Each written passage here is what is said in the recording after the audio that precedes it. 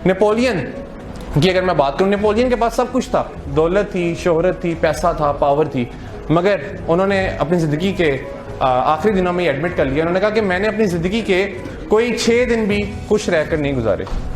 जबकि दूसरी तरफ हेलन केलर थी, और हेलन केलर जो कि डम थी, जो कि डेफ थी, जो कि ब्लाइंड थी, उन्होंने क्या खूबसूरत जुमला बोला। उन्होंने कहा कि ज़िंदगी बहुत खूबसूरत है। दरअसल अल्लाह ताला ने हमसे ज़िंदगी के आसान होने का वादा नहीं किया।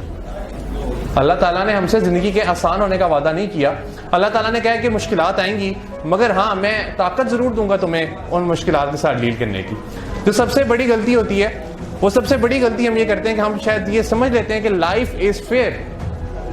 लाइफ फेयर है, हमारे साथ जो भी होगा वो अच्छा होगा और अच्छा होना चाहिए, और इसी वजह से हम फिर डिप्रेशन का शिकार हो जाते हैं। मेरा दोस्त चला गया जॉब का इंटरव्यू देने।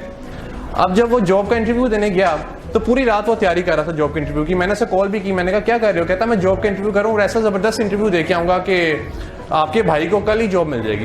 इंटरव्यूअर ने उससे क्वेश्चन किया, और वो जो अक्सर क्वेश्चन करते हैं इंटरव्यूअर्स, उसने क्वेश्चन ये किया कि व्हाट इज़ योर क्वालिटी, आपकी क्वालिटी क्या है? तो उन्होंने कहा मेरी क्वालिटी ये है कि मैं परफेक्शनिस्ट हूँ, मैं हर काम को परफेक्ट करता हूँ। उसने सोचा कि मैंने इतना ज़बरदस्त आंसर दे दिया, अब तो मुझे फटाफट जॉब मिल जाएगी। तो इंटरव्यूअर ने कहा कि आपने शायद हमारा ऐड गौर से नहीं पढ़ा। उन्होंने कहा जी बिल्कुल मैंने आपका ऐड गौर से पढ़ा है, आपने मुझे 3 बजे का टाइम दिया हुआ था और मैं पूरे 3 बजे यहाँ पर आया हूँ, और आपकी जो रिक्वायरमेंट थी कि आपको सॉफ्टवेयर इंजीनियर चाहिए, तो मेरी भी डिग्री सॉफ्टवेयर इंजीनियरिंग में ही है, तो मैं आपके पास जॉब लेने हाजिर हो गया हूँ। उन्होंने कहा नहीं, आप हमारी बात को गेट नहीं कर रहे। दरअसल हमने किसी मशीन को यहाँ पे इनवाइट नहीं किया, हमने एक इंसान का इंटरव्यू करना चाहा है, और हमने जॉब भी किसी इंसान को ही देनी है।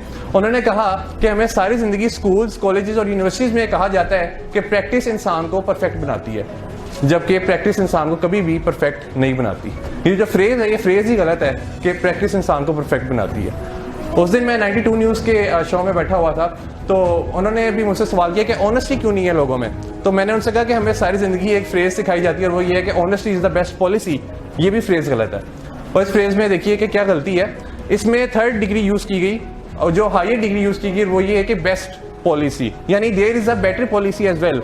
कोई ना कोई बेटर पॉलिसी भी है, और वो बेटर पॉलिसी क्या हो सकती है? डिसऑनेस्टी हो सकती है। और इसमें दूसरी गलती इस फ्रेज में वो ये कि हमने इसे पॉलिसी कह दिया, हालांकि ये पॉलिसी नहीं है, ये तो हमारी कैरेक्टर बिल्डिंग का एक पार्ट है। बिल्कुल इसी तरह जो प्रैक्टिस इंसान को परफेक्ट बनाती है, जो हम सुनते आ रहे हैं, प्रैक्टिस कभी भी इंसान को परफेक्ट नहीं बनाती है, इंसान को बेहतर बनाती चली जाती है। जब भी आप गुड से ग्रेट का सफर करते हैं, तो जब आप ग्रेट पे पहुंचते हैं तो फिर आप एक अगला ग्रेट सेट कर लेते हैं अपने माइंड में, कि आपका अगला गोल होता है और उससे फिर आपने अचीव करना होता है। कोई भी इंसान इस दुनिया में परफेक्ट नहीं होता।